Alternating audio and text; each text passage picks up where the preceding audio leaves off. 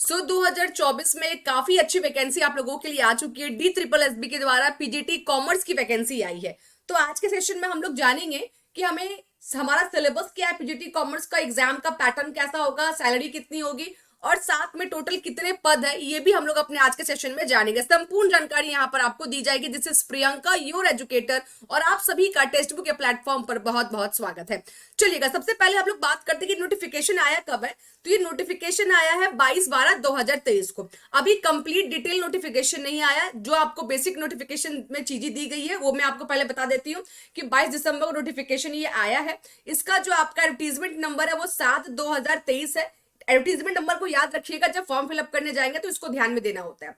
Form fill up जो start होगा आपका वो 9 जनवरी को स्टार्ट होगा 2024 में, नए साल में, और 7 फरवरी तक आपके पास डेट रहेगा फॉर्म को फिलअप करने का। अभी एग्जामिनेशन फॉर्म फिल करना स्टार्ट नहीं हुआ है, लेकिन उसके पहले बेसिक जानकारी आप लोग ले लीजिए कि टोटल कितनी वैकेंसीज आई हुई है। तो टोटल अगर हम लोग बात करें तो मेल के लिए जो वैकेंसीज आई है वो जनरल में 4 है, ओबीसी में नहीं है, एससी में 1 है। अगर ओबीसी के बच्चों को अगर अप्लाई करना होगा तो उनको जनरल में ही जाके फाइट करना पड़ेगा, ठीक है। एसटी के लिए भी वैकेंसी यहाँ पर नहीं है, ईडब्ल्यूएस के लिए 3 है और टोटल यहाँ पर 8 वैकेंसीज है। अगर बात करेंगे फीमेल के लिए तो फीमेल के लिए कितनी वैकेंसीज है, फीमेल के लिए भी यहाँ पर 8 वैकेंसीज है। और पीजीटी कॉमर्स जो आपका न्यू दिल्ली म्युनिसिपल कॉर्पोरेशन है वहां पर टोटल आपकी 6 वैकेंसी है। कहने का मतलब है कि 8 + 8 और +6, ये टोटल इतनी वैकेंसी हमारी है। 8 8 16 17 18 19 20 21 22, टोटल हमारे पास कितनी हो गई, तो 22 वैकेंसी यहाँ पर हो गई ये कॉमर्स वाले बच्चों को।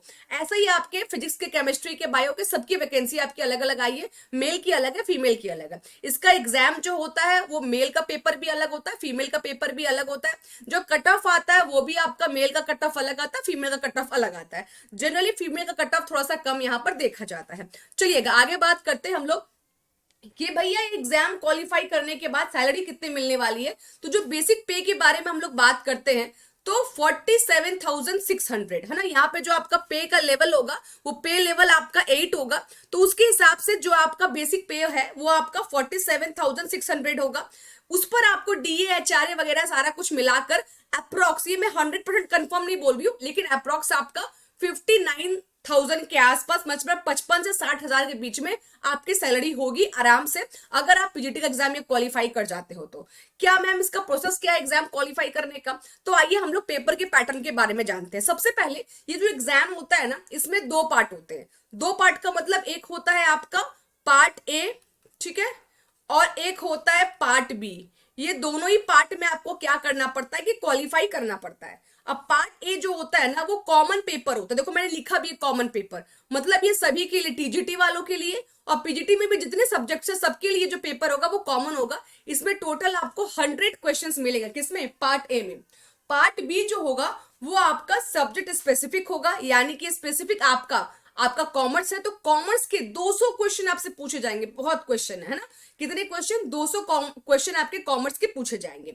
हर एक क्वेश्चन के लिए आपको 1 मार्क्स मिलेगा। कितना मार्क्स मिलेगा, 1 मार्क्स। इसका मतलब है कि 300 क्वेश्चन है तो आपके 300 क्या हो गए, 300 यहां पर आपके मार्क्स भी हो गए, है ना। 300 आपके क्वेश्चन है तो 300 यहां पर आपके मार्क्स भी हो गए। टोटल ये जो आपका पेपर होगा वो 300 मार्क्स का पेपर होगा। कितने मार्क्स का पेपर होगा, टोटल 300 मार्क्स का पेपर होगा। मैम नेगेटिव मार्किंग है, सबसे बड़ी विडंबना इसमें यही है कि नेगेटिव मार्किंग भी है।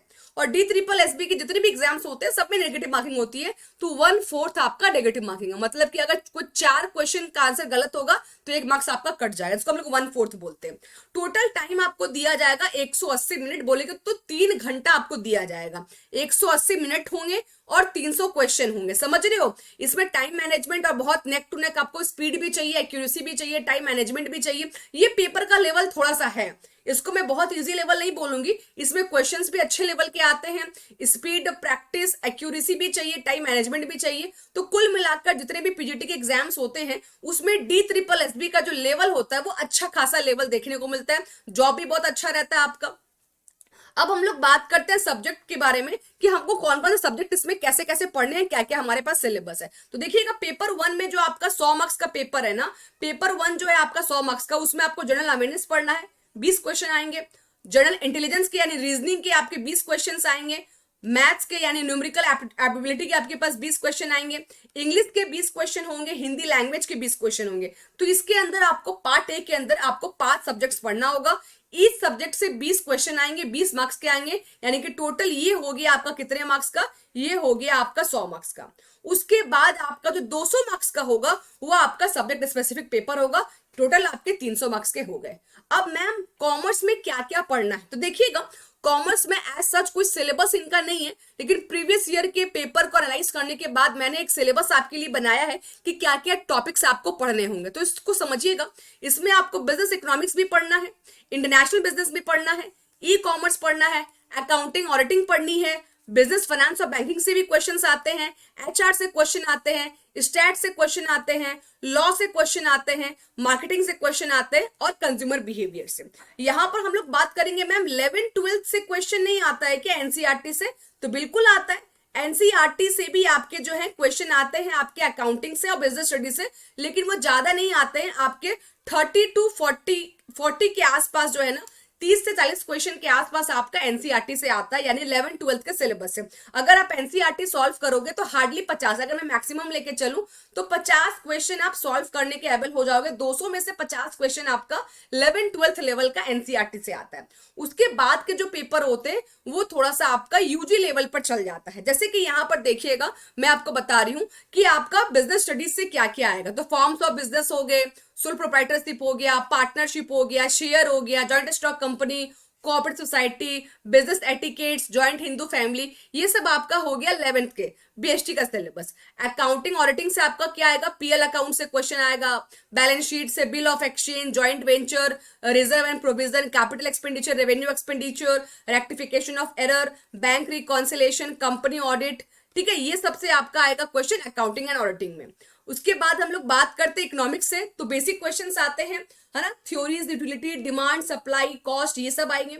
स्टैट से क्वेश्चन थोड़े से अच्छे लेवल के देखे जाते हैं। स्टैट से जो क्वेश्चन आपका आता है डेटा कलेक्शन को लेकर, सैंपलिंग को लेकर, हाइपोथेसिस को लेकर, रिसर्च के मेथड्स को लेकर क्वेश्चंस आते हैं, और साथ में आपका कंप्यूटर का भी नॉलेज देखा जाता है कि अकाउंटिंग, कंप्यूटर इज अकाउंटिंग, कि कंप्यूटर में सॉफ्टवेयर के रिगार्डिंग अकाउंटिंग में क्या यूज है, उससे भी क्वेश्चंस आपके देखे जाते हैं। उसको थोड़ा सा मैं और डिटेल में आपको अगर एक्सप्लेन कर दूं तो आपको यहां पर 11-12 का जो पढ़ना है वो तो एनसीईआरटी पढ़ना है। एनसीईआरटी का बुक ऑनलाइन भी अवेलेबल है, डाउनलोड करके आराम से 11-12 के लिए वहां पे कवर कर सकते हो। लेकिन उसके अलावा जो फाइनेंशियल मैनेजमेंट होता है ना, ये फाइनेंशियल मैनेजमेंट आपके 11-12 में नहीं होता है। फाइनेंशियल मैनेजमेंट के लिए आपको जैसे कि लिक्विडेशन हो गया, कैश फ्लो हो गया, फंड फ्लो हो गया, ये जितनी भी चीजें, आपका रेशियो एनालिसिस हो गया, ये सब जो चीजें होंगी ना आपको, ये आपको मतलब फाइनेंशियल अकाउंटिंग तो आ जाएगा, मैनेजमेंट अकाउंटिंग उसमें नहीं आता है। लेकिन इसमें आपको मैनेजमेंट अकाउंटिंग भी थोड़ा सा देखना पड़ेगा, थोड़ा सा कॉस्ट अकाउंटिंग में देखना पड़ेगा। जो 11-12 का हमारा सिलेबस होता है वो कहीं ना कहीं फाइनेंशियल अकाउंटिंग तक ही आपका सीमित होता है। तो यहाँ पर आपको इंटरनेशनल फाइनेंशियल मैनेजमेंट भी देखना पड़ेगा, इंटरनेशनल ट्रेड भी देखना पड़ेगा। उसके बाद हमारा कॉर्पोरेट गवर्नेंस हो गया, मार्केटिंग मैनेजमेंट हो गया, इंटरनल बिजनेस हो गया, ठीक है। तो ये सारे चीजें जो है, ये सारे टॉपिक से आपको एग्जाम्स में क्वेश्चंस देखने को मिलेंगे। प्रीवियस ईयर पेपर जाओगे, निकालोगे, वहां पर 200 क्वेश्चन को रिव्यू करना, 200 क्वेश्चन को रिव्यू करके सारे टॉपिक्स को अगर लिखोगे तो वो सारे टॉपिक्स आपके कहीं ना कहीं बहुत ज्यादा होते हैं, जो कि 11-12 में कवर नहीं होते। इसलिए हमें थोड़ा सा यूजी लेवल का भी देखना पड़ता है, थोड़ा सा पीजी लेवल को भी देखना पड़ता है। इस एग्जाम को तैयारी करने के तो तरीके होते हैं कि आपको केवीएस का पैटर्न थोड़ा सा फॉलो करना होता है। किसका पैटर्न, एक तो आपको केवीएस का जो पैटर्न होता है पीजीटी का, उसको फॉलो करना होता है। साथ ही साथ यूजीसी नेट का कोई बच्चा अगर तैयारी कर रहा है तो उसके लिए पेपर थोड़ा सा इजी हो जाता है, क्योंकि नेट में हम लोग ये सभी इंटरनेशनल बिजनेस हो गया, banking, finance, stats, research, law, ये सब हम लोग नेट में भी बच्चों को पढ़ाते हैं, ठीक है।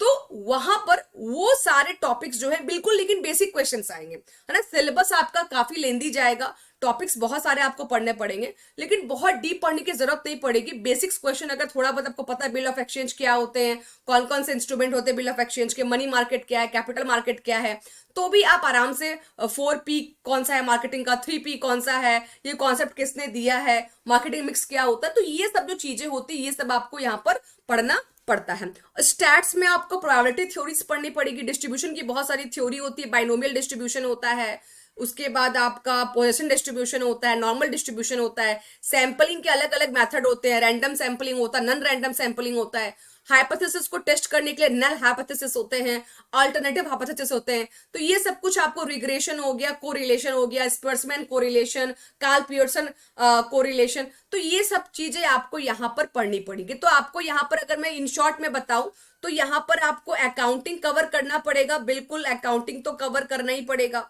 ऑडिटिंग करना पड़ेगा, हाँ जी ऑडिटिंग भी थोड़ा सा कवर करना पड़ेगा, स्टैट्स भी कवर करना पड़ेगा, इकोनॉमिक्स भी कवर करना पड़ेगा, बैंकिंग भी कवर करना पड़ेगा, एचआर भी कवर करना पड़ेगा, फाइनेंशियल मैनेजमेंट भी कवर करना पड़ेगा। तो ये सभी के कुछ कुछ आएंगे, लेकिन कवर करने का मतलब ये नहीं है कि पूरा का पूरा कवर करना है। तो कितना कवर करना है ये आपको समझ में आएगा जब आप प्रीवियस ईयर पेपर देखोगे। तो उसका भी मैं आपको प्रीवियस ईयर पेपर सॉल्व कराऊंगी, और कौन कौन से टॉपिक अति महत्वपूर्ण है उसके लिए भी मैं बहुत जल्दी आपके लिए वीडियो लेकर आऊंगी। ठीक है, तो अभी तक के लिए बस इतना ही। और बिहार एस्टेट का भी बैच लॉन्च हो चुका है। जो बच्चे मास्टर्स क्वालिफाइड है, जिन बच्चों के पास बीएड है, अच्छा मैंने यहाँ पे क्वालिफिकेशन आपको नहीं बताया, इसको फिल करने के लिए आपके पास क्या होने चाहिए, आपके पास मास्टर्स होना चाहिए और प्लस आपके पास बीएड होना चाहिए। सी टेट की रिक्वायरमेंट यहाँ पर नहीं है। पीजीटी में कोई भी पीजीटी एग्जाम अगर अप्लाई आप कर रहे हो, कोई भी पीजीटी का लेवल का एग्जाम अप्लाई कर रहे हो, तो वहां पर आपको सीटेट क्वालिफाई होना जरूरी नहीं, बस मास्टर्स रखो, बीएड रखो, तो आप उस फॉर्म को दे सकते हो। हाँ कुछ परसेंटेज का है कि 55% कम से कम आपके मार्क्स मास्टर्स में होने चाहिए, तभी आप एलिजिबल यहाँ पर हो पाते हो। ठीक है, डीएलएड वाले, एनआईओएस वाले यहाँ पर अप्लाई नहीं कर सकते, इसके लिए आपको क्या चाहिए, बीएड चाहिए। ठीक है, इन बातों का आपको ध्यान रखना है। और जिन बच्चों के पास मास्टर्स है, बीएड है, वो बिहार एस्टेट वाला फॉर्म भी डाल देना, क्योंकि बिहार में अच्छी खासी वैकेंसी आ रही है। अदर स्टेट भी वहां पर फ्रीली डाल सकते हैं फॉर्म। तो अभी फॉर्म उसका चालू है, 2 जनवरी उसका लास्ट डेट है। उसमें भी टोटल आपके 8 यूनिट्स आ रहे हैं। जो DSSB का जो सिलेबस है, वही सिलेबस आपका बिहार एस्टेट के एंट्रेंस का भी है। वहां भी आपको इनकम टैक्स पढ़ना है, ऑडिटिंग पढ़ना है, स्टैट्स पढ़ना है, लॉ पढ़ना है, उसका तो कंप्लीट सिलेबस दिया हुआ है। तो उसके लिए पेड बैच हमारा स्टार्ट हो चुका है, जहां पे मैं लाइव क्लास करा रही हूँ। ओनली 742 रुपीज में मैं ऑल बैचेस आपको कंप्लीट करा रही हूँ। तो यहाँ पर मेरा कोड अप्लाई कर लेना, PSINGH।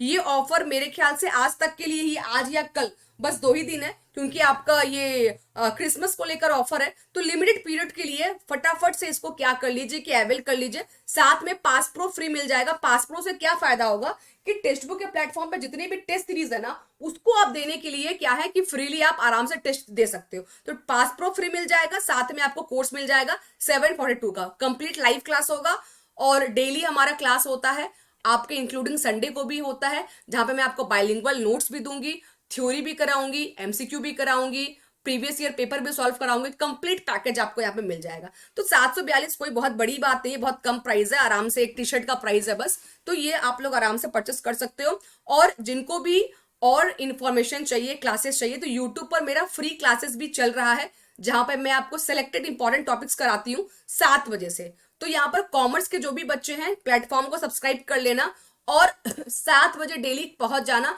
7 बजे मंडे टू फ्राइडे डेली मेरा आपको क्लास देखने को मिलेगा। ये फ्री वाला क्लास है यूट्यूब पर जो होगा।